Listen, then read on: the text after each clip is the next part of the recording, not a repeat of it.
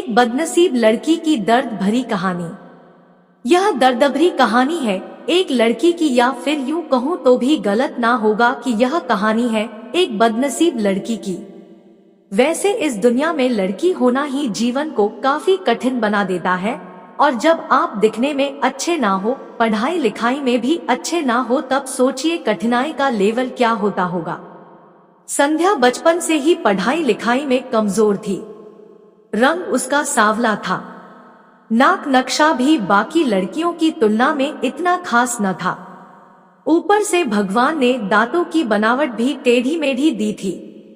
जब संध्या छोटी थी तो बचपन में स्कूल के बच्चे चिढ़ाते, बड़ी हुई तो गली मोहल्ले के लोग उसे देखकर मुंह फेर लिया करते।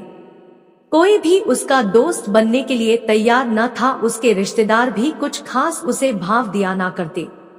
बस एक उसकी माँ ही थी जिसे उसके सूरत या लुक से कोई फर्क नहीं पड़ता। माँ संध्या से और संध्या माँ से बेहद प्यार करते। दुनिया भर की आलोचनाओं को सहने की शक्ति थी माँ संध्या के लिए। जब कोई उसे डफर बोल देता या जब कोई उसे बदसूरत बोल देता, जब संध्या को शादी के लिए देखने आए लोग उसे बिना पसंद किए लौट जाते, यहाँ तक कि जब खुद के पापा ही उसे मनहूस बोल देते, तब माँ ही तो थी जो उसे समझाती कि लोगों के बोलने से क्या होता है, तू तो मेरी प्यारी बेटी है। भगवान के किए इतने सारे अन्यायों के बावजूद संध्या जीना सीख गई थी। वह खुश रहना सीख गई थी।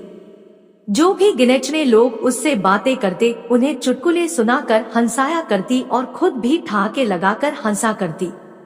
इसके अलावा एक और बहुत बड़ी खूबी थी संध्या की, उसे खाना बनाने में बहुत मजा आता था। और ना सिर्फ खाना बनाने में मजा आता था, उसका बनाया खाना खाकर लोगों को जो स्वाद आता था वह उनको तृप्त कर जाता था। और यह उसमें अपने आप तो नहीं आया था। दुनिया के ठुकराए जाने के बाद उसने अपना सारा समय खाने की रेसिपीज की किताबें, रेडियो शोज और टीवी चैनल्स को समर्पित कर दिए थे। संध्या की तारीफ तो कोई भी नहीं करता, लेकिन उसके हाथों के बने खाने की तारीफ वह हर व्यक्ति करता जो उसे चखता। इस एक गुण की वजह से संध्या अपने आजू बाजू की औरतों में फेमस हो गई थी, क्योंकि जिसे भी खाना पकाना सीखना हो या कुछ नया पकवान बनाना सीखना हो तो वह संध्या के पास आती, और संध्या भी खुशी खुशी उन्हें सब सिखाती। उसके पास आने वाली औरतें अच्छा खाना बनाना सीख जाती, लेकिन लाख कोशिश करने के बाद भी संध्या के हाथों का वह जादू जो सबको तृप्त कर जाता, वह कोई ना सीख पाता। संध्या की जिंदगी इन्हीं उतार चढ़ावों के साथ कट रही थी। एक बार फिर से माँ बाप ने जीतोड़ कोशिश कर एक फैमिली को संध्या को देखने के लिए मना लिया था, और अगले दिन लड़का संध्या को देखने आने वाला था। संध्या को इस बात की खबर होने पर वह दुखी और गुस्सा हो गई थी कि बिना उससे पूछे पता नहीं क्यों माँ बाप लड़कों को बुला लेते थे और उसका मजाक बना देते थे।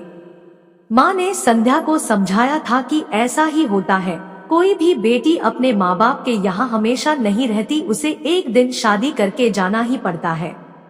अगले दिन संध्या सुबह सुबह ही लड़के वालों के आने से पहले ही सज संवर कर कहीं निकल गई थी।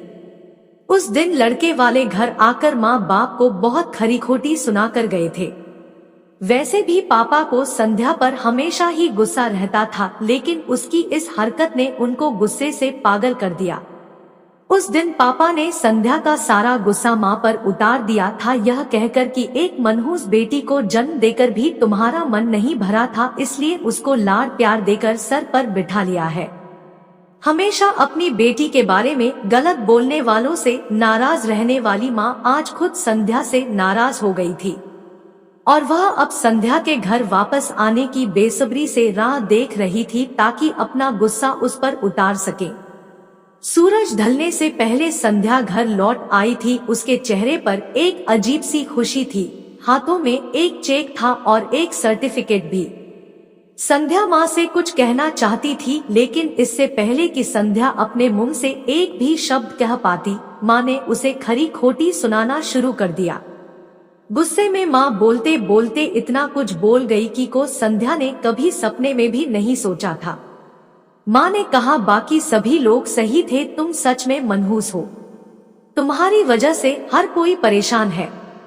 अच्छा होता जो तुम पैदा होते ही मर जाती, यह दिन ना देखना पड़ता हमें। गुस्से में बड़बड़ाती और सब्जियां काट रही माँ ने एक बार भी संध्या की तरफ नहीं देखा था। संध्या माँ की बातें किसी पत्थर की मूरत की तरह सुन रही थी। पत्थर की ऐसी मूरत जिसके शरीर में तो जान ना हो लेकिन आंखों से आंसुओं की धारा बह रही हो। संध्या ने माँ से पूछा, माँ क्या सच में तुम भी चाहती हो कि मैं मर जाऊं? क्या इतनी बुरी हूं मैं माँ?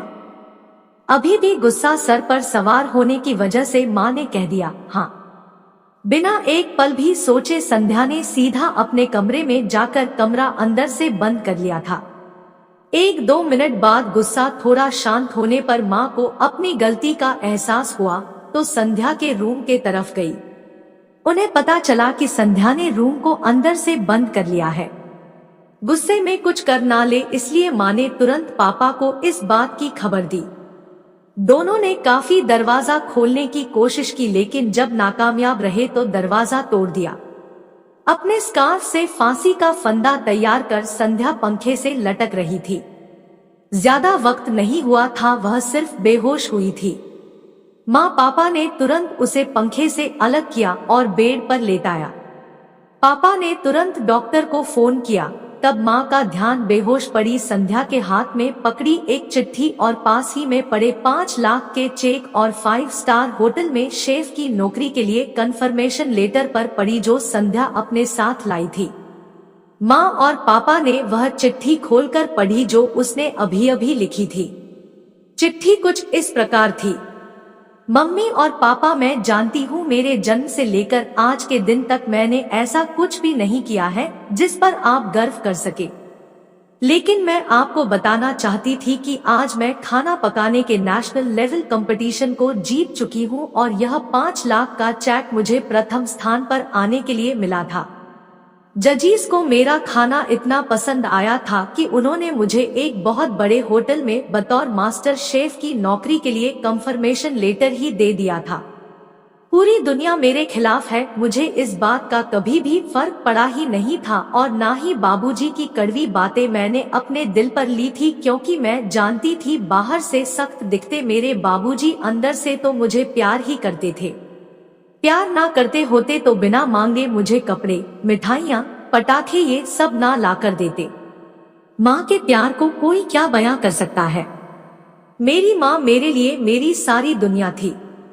जब माँ मेरे साथ होती तो मुझे किसी बात की परवाह ना होती थी। मेरी माँ मेरी थी इसलिए मुझे किसी और की जरूरत ना थी। मेरी माँ मेरे साथ नहीं है तो मेरी दुनिया मेरे साथ नहीं है, इसलिए मैं आज दुनिया को ही अलविदा कहकर जा रही हूँ।